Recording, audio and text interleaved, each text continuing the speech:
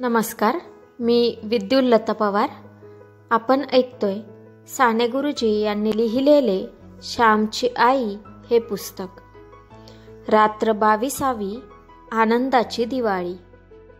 दिवाळीचे दिवस जवळ येत होते. शाळांना सुट्टी झाली होती. मी दापोली जवळच शिकत होतो, त्यामुळे सुट्टी होताच घरी गेलो. मला व माझ्या धाकट्या भावांना एक नवीन सदरा वडिलांनी केला, परंतु त्यांच्या नेसूची धोतरे मात्र फार फाटली होती. आईने ती 17दा शिवली होती. 17 ठिकाणी शिवली होती. ती आता इतकी विरली होती की शिवणे कठीण झाले होते. आम्हा मुलांना त्यांनी नवीन कपडे केले, परंतु स्वतःला नवीन धोतर घेतली नाहीत. आईला वाईट वाटत होते, परंतु ती काय करणार? तिच्याजवळ थोडेच पैसे होते. कितीतरी दिवसात तिला सुद्धा नवीन लुगडे मिळाले नव्हते, परंतु तिला स्वतःचे इतके वाईट वाटत नसे. परंतु वडिलांचे दैन्य पाहून तिचा जीव करपे. रोज फाटका भाग नेऱ्यांमध्ये लपवून वडील वेळ मारून नेत असत. मुंबई पुण्याकडचे लोक दिवाळीत घरी येतात. दिवाळीच्या सुमारास बोटी सुरू होतात. समुद्र शांत असतो. मुंबईहून घरी येणारे लोक येताना फटाके, खेळणी वगैरे दिवाळीसाठी मुलांना घेऊन येतात. माझा मोठा भाऊ पुण्यास मामांकडे शिकत होता. तो काही येणार नव्हता, परंतु पुण्याहून कोणसे आमच्या गावी आले होते. त्यांच्याबरोबर पुण्याच्या मामांनी आईला भाऊबीजेचे 3 रुपये पाठवले होते. आमच्यासाठीही खाऊ पाठविला होता. ते 3 रुपये पाहून आईला आनंद झाला. तिने सर्वांची खुशाली विचारली. रुपये देऊन तो गृहस्थ निघून गेला. आम्ही आईच्या भोवती जमा झालो. मामाने खाऊ पाठविला, आम्हाला दे. आम्ही तिच्या पाठीस लागलो. जर्दाळू व पेपरमिंटच्या वड्या होत्या. आईने एक जर्दाळू व 2 वड्या दिल्या. माझा धाकटा भाऊ 2 जर्दाळू पाहिजेत म्हणून हट्ट धरून बसला. आई म्हणाली, अरे तो तुमच्यासाठीच आहे. आज का एकदम संपवायचा आहे? पुरवून खाल्ला तर तुम्हालाच बरेच दिवस पुरेल.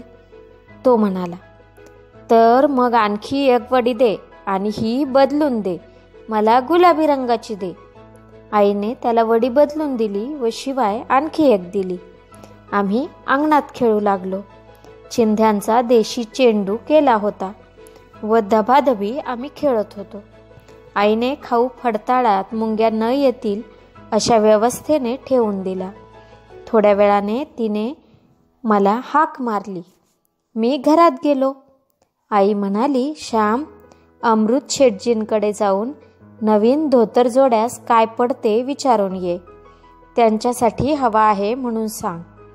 घरात आहेत का म्हणून त्याने विचारले, तर गावाला गेले आहेत, उद्या येतील असे सांग. चौकशी करून येण्याला मला सांगितले, म्हणून आलो असे सांग. जा.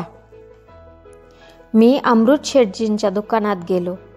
मोहन्या व बद्री त्यांचे मुलगे तेथे होते. मोहन्या मला म्हणाला, काय रे श्याम, काय पाहिजे? चित्रे पाहिजे असतील म्हणून आलास, होय ना? मी त्याला म्हटले, चित्रे देत नाहीस तर कशाला मागू? मी तुझ्याजवळ कधी मागणार नाही, परंतु धोतराचा भाव विचारावयास मी आलो आहे. कोणाला धोतर जोडा? तुला? त्याने विचारले. नाही, भाऊंसाठी चांगला लांब रुंद हवा आहे. पोत चांगले हवे. किंमत काय ते विचारावयास मी आलो. 2-3 नमुने दे, ते मी घरी दाखवून आणतो असे मी सांगितले. मोहन्या मारवाड्याने 2-3 प्रकारचे धोतर जोडे दिले. अमृत शेठ म्हणाले, दाखवून लवकर आण हो श्याम. आम्ही काही घरी ठेवणार नाही व ठेवले तर पैसे देऊ असे मी अभिमानाने म्हटले. तुझ्याजवळ भारी झालेत वाटते पैसे, बापाजवळ तर फद्या नाही, अमृत शेठ म्हणाले. मला ते शब्द ऐकून वाईट वाटले. अमृत शेटांचे आम्हाला कर्ज होते म्हणून ते तसे बोलले. स्वाभिमानाने जगू म्हणणाऱ्याने मरावे, परंतु कर्ज कधी काढू नये. मी ते नमुने घेऊन घरी आलो व आईला दाखविले. त्यातील एक आईने पसंत केला. किंमत बेताचीच होती. 3-3.5 रुपये काहीतरी होती. आईने माझ्याजवळ पैसे दिले व म्हणाली, हा घेऊन ये, बाकीचे परत कर. मी धोतरजोडे परत केले व एक विकत घेऊन आलो. आईने त्याची 2 पाने निरनिराळी फाडली व त्या प्रत्येकाला कुंकवाचे बोट लावले. वडील गावाहून परत आले तरी त्यांना ही गोष्ट कळली नव्हती. दिवाळीच्या दिवशी पहाटे मंगल स्नाने झाल्यावर आई वडिलांना नवीन धोतर नेसावयास देणार होती. आम्ही मुले होतो तरी ती गोष्ट आम्ही फोडली नाही. आईच्या कटात आम्ही तिची मुले सामील झालो होतो. त्याची दिवाळी. आम्ही टाकळ्याच्या शेंगा आणून त्यातले इंद्रजव काढिले. ते वाटून आईने अंगाला लावण्यासाठी तयार करून ठेवले. पायाखाली नरकासूर म्हणून चिरडण्यासाठी कारिंटे आम्ही गोळा करून ठेविली. अंगण झाडून स्वच्छ केले. घाण दूर करणे म्हणजेच खरोखर नरकासूर मारणे. नरक हाच असुर आहे. नरक म्हणजे घाण. ह्या घाणीसारखा दुष्ट राक्षस कोण आहे? राक्षस 100 माणसे खाईल, परंतु घाणीतून उत्पन्न होणारा रोगरूपी राक्षस हजारो लोकांना खातो, तरी तृप्त होत नाही. घाणीसारखा शत्रू नाही. पावसाळ्यात सर्वत्र घाण होते. विष्ठा शेण सारे आजूबाजूला पडलेले असते. ही घाण दूर करावयाची म्हणजे नरकासुराला मारणे होय. आणि मोठी गंमत आहे. सत्यभामेने नरकासुराला मारले. ती कृष्णाला म्हणाली, तुमच्याने हा मरणार नाही, याला शेवटी मीच मारीन. घाण दूर करून स्वच्छता निर्माण करणे यात स्त्रियांचा हातखंडा आहे.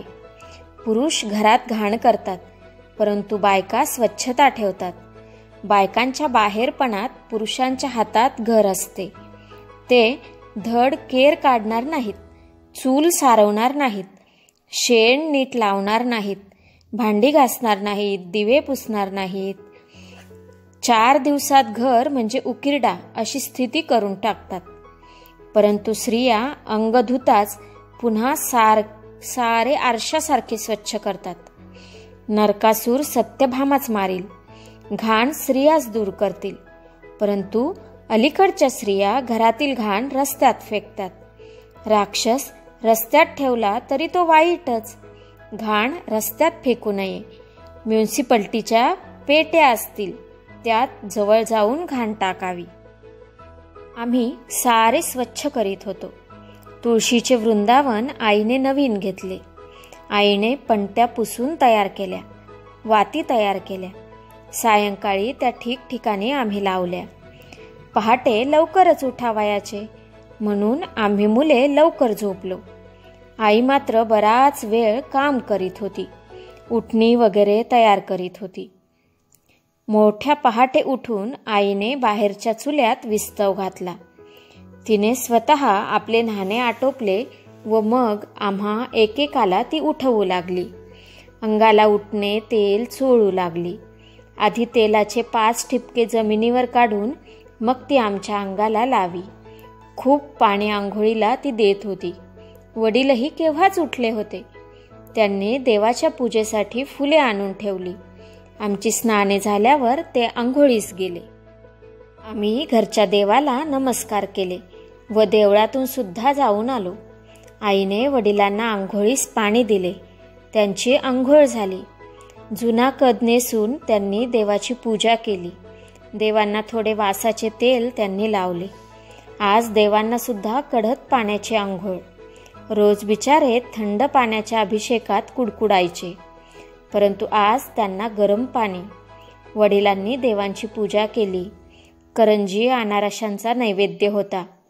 पहाटे झाल्यापासून भुते भिक्षेसाठी येत होते.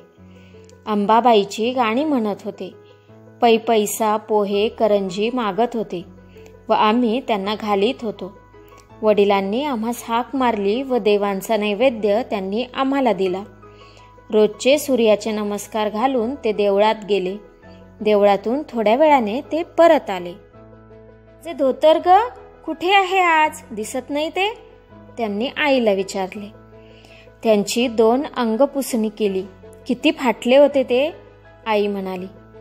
अगं मग नेसू काय आज? आणखी महिनाभर ते गेले असते, ते म्हणाले. त्याचा अंत तरी किती पहावयाचा. ते धोतर धुताना मला रोज लाज वाटत होती व वाईट वाटत होते, आई म्हणाली. अगं मला नेसायला सुद्धा लाज वाटत होती, परंतु करायचे काय? लाज वाटली म्हणून वरून काही पैसे पडत नाही, ते म्हणाले. हे धोतर नेसा आज. आईने धोतर पुढे केले. हे कुठले? कोणी आणले? त्यांनी विचारले. अमृत शेठकडून मी आणविले, आई म्हणाली. अगं तो मला उधार देत नव्हता. मी त्याच्याजवळ मागितले का नाही, परंतु तो उधार देईना. माझी पूर्वीची बाकीच कशी वसूल होईल हीच मला काळजी आहे. तुम्हाला उधार देऊन फसलो असे तो मला म्हणाला. तू घेऊन आलीस वाटते. का मोहण्याला बोलावून त्याला गळ घातलीस? वडील चौकशी करू लागले. मी ते विकत आणले आहे. श्यामने जाऊन आणले, आई म्हणाली. श्यामजवळ कुठले पैसे? त्यांनी विचारले. मी दिले, आई म्हणाली. तुझ्याजवळ कुठले? त्यांनी विचारले.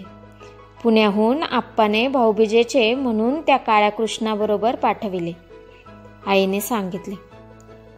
केव्हा आला काळा कृष्णा? त्यांनी विचारले. झाले 2 दिवस, आई म्हणाली. तुझे लुगडे फाटले आहे, त्याला ते झाले असते.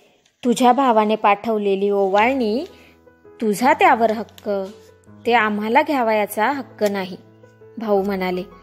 तुम्ही व मी निराळी का आहोत? इतकी वर्षे एके ठिकाणी संसार केला, सुखदुःखे पाहिली, नाना बरे वाईट अनुभव घेतले. अजून का आपण निराळी आहोत? माझे सारे तुमचेच आहे व तुमचे ते माझेच आहे. आहे तरी काय आपणाजवळ? तुम्ही नवीन धोतर नेसलात म्हणजे मीच नवीन लुगडे नेसल्यासारखे आहे. त्यातच माझा आनंद आहे. नेसा. मी त्याला कुंकवाचे बोट लावले आहे, आई म्हणाली. मी नवीन धोतर नेसावे व तुला नवीन लुगडे नसावे याचे मला नाही का वाईट वाटणार? तुला आनंद होत आहे, परंतु मला दुःख होत आहे. तू आपल्याला आनंद मिळविलास आणि मला त्यांच्याने बोलवेना. माझा आनंद तो तुमचाच आहे. तुम्हाला बाहेर 4 चौघात जावयाचे असते. गंगू आप्पांकडे आज सोंगट्या खेळायला बोलावतील, गेले पाहिजे. मला आज कोठे जायचे आहे बाहेर. पुढे सवड झाली की आधी मला लुगडे घ्यावे असे उगीच मनाला लावून घेऊ नये. आज दिवाळी, आज साऱ्यांनी हसायचे, आनंदात राहायचे. आम्हाला आनंद देण्यासाठी तरी आनंदी व्हा, आई म्हणाली. तुझ्यासारखी जन्माची सोबतीन व अशी गोड व गुणी मुली असल्यावर मी का आनंदी होणार नाही? मी दरिद्री नसून श्रीमंताहून श्रीमंत आहे. मग मी का हसणार नाही, का सुखी होणार नाही? आण ते धोतर, असे म्हणून आईच्या हातून ते धोतर त्यांनी घेतले. ते नेसले व देवांना त्यांनी नमस्कार केला. वडिलांचे नेसूचे धोतर पाहून आम्हालाही आनंद झाला. परंतु खरा आनंद जर कोणाला झाला असेल तर तो माझ्या आईला. तो अनुभव स्वतःच अनुभवून पाहावा लागतो. प्रेमपूर्वक त्यागातील आनंद, त्याची चव तसे करीत गेल्यानेच समजू लागते. एकदा चटक मात्र लागली पाहिजे. धन्यवाद.